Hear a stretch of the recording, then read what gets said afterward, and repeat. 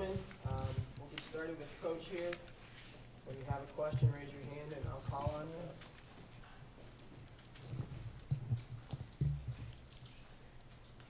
We'll start on the right here with Larry. Jim, can you just share your emotions knowing that you can coach again on a game day? Yeah, and I understand the attention. Me not being there was a big deal, but just I want to spend my time recognizing what was actually accomplished a couple days ago. Our team, and maybe they will, get the credit that they're due, but a tremendous testament to the coaches and the players.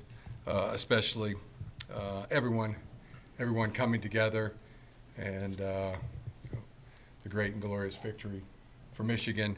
I have this saying you're probably pretty familiar with it. I use it mostly, really exclusively with, just the team or my family, and it's, who's got it better than us?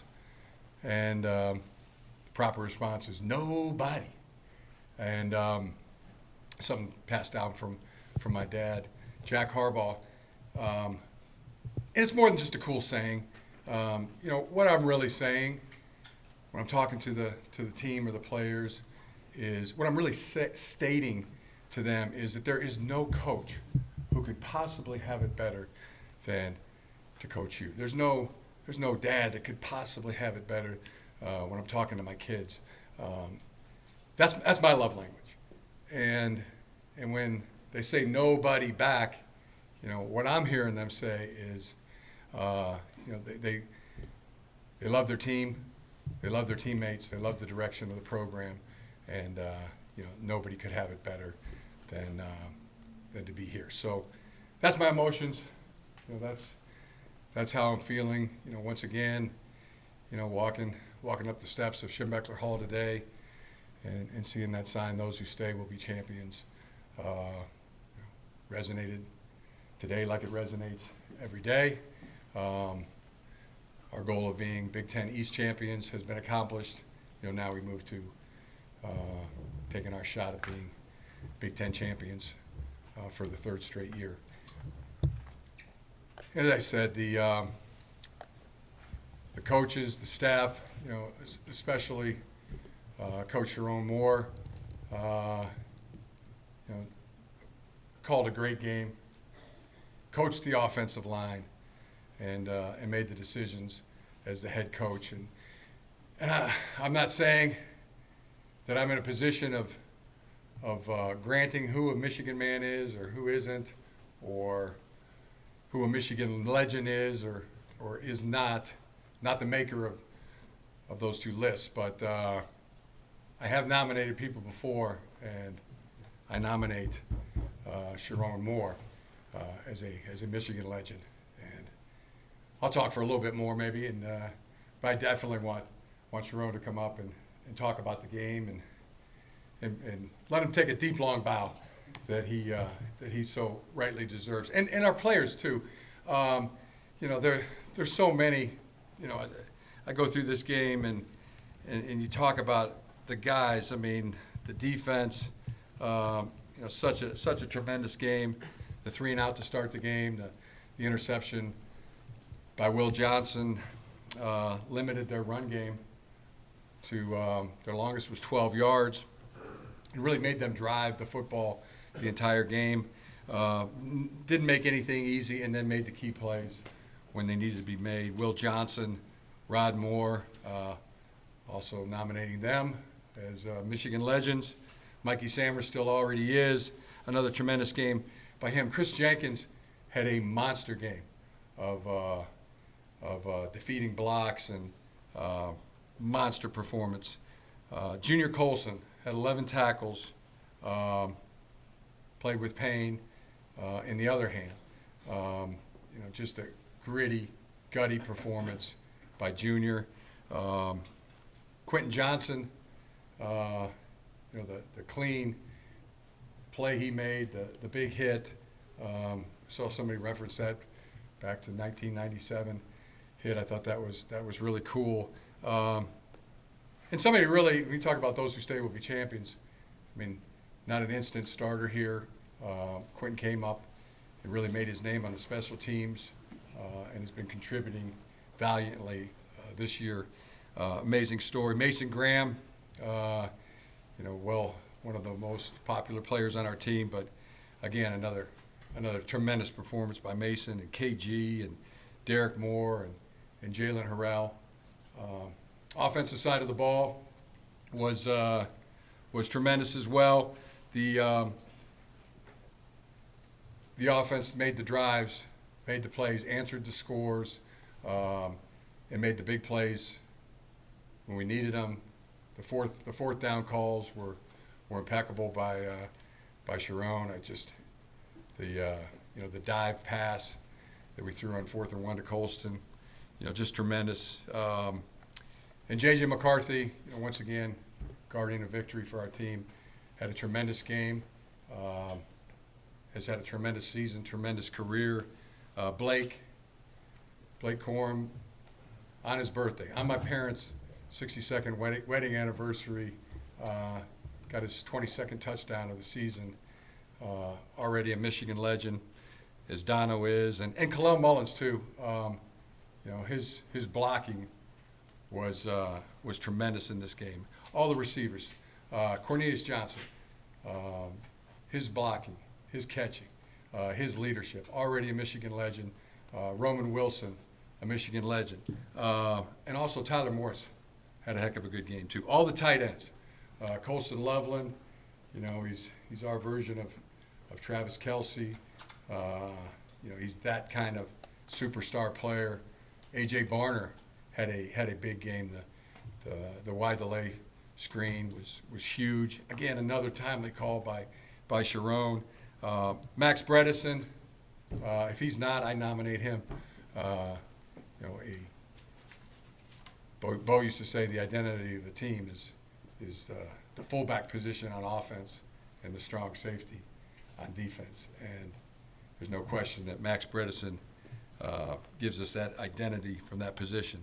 All the offensive linemen, Zach Zinner, Drake Nugent, Trevor Keegan, LD, Carson, tremendous. And when Zach went out, Carson came down to right guard, and then Trente Jones came in at right tackle, and somebody that doesn't get a lot of recognition. So let me talk about Trente a little bit. He's, as I look up and see him waving the flag, from last year.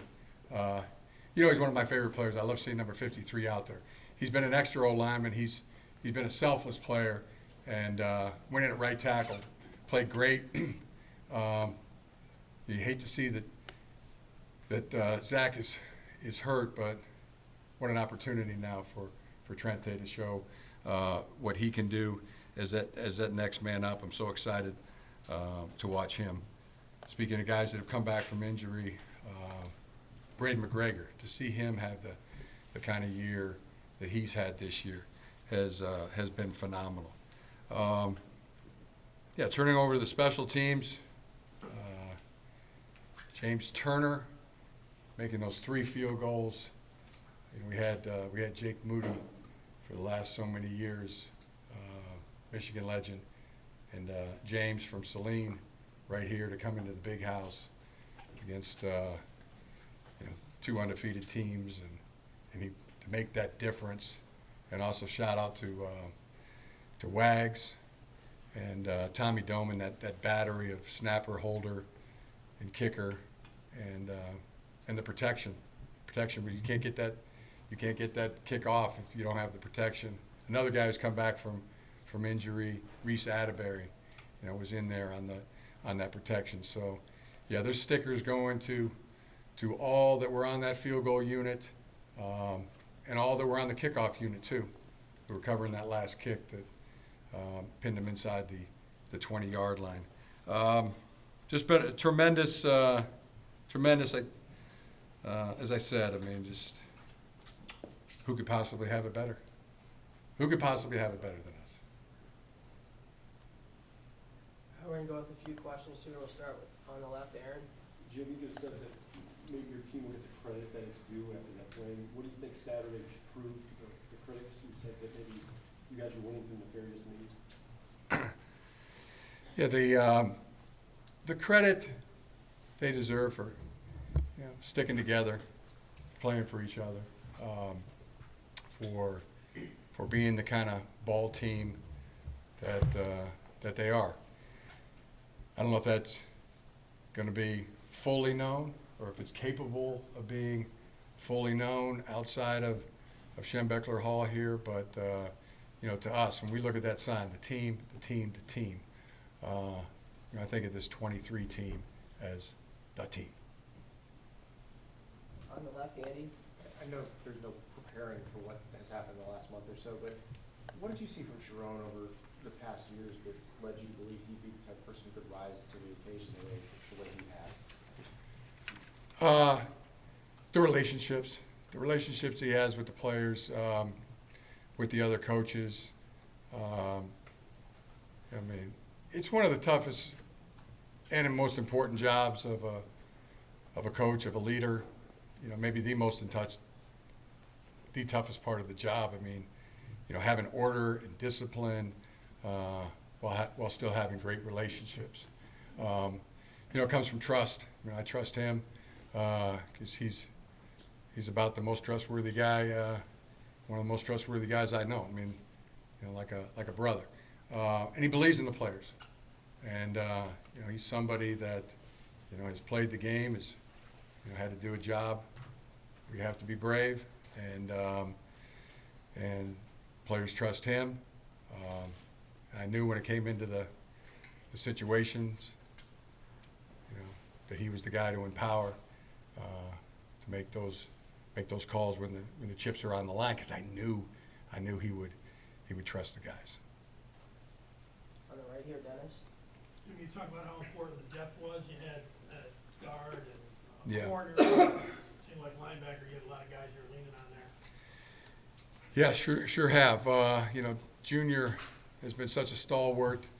So is Mike Barrett. They went through the whole 22 season with not a lot of reinforcement there at linebacker, and those two guys were stalwarts the whole time and have been this entire season. Ernest Hausman, has been on their level. Jimmy Rolder back,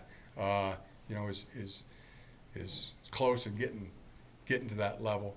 And we got some younger guys that we're developing under them. But that's of all the positions.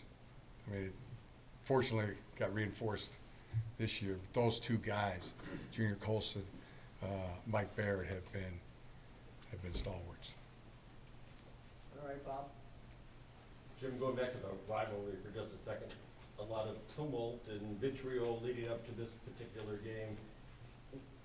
What do you say about the status of the rivalry right now and going forward when there's no divisions and the timing and things might change? The fact that you've won 3 in a row, what do you say about it? Yeah, tumult. What was the word you used there? Vitriol. Vitriol, tumult. Can't say them. I sure can't spell them.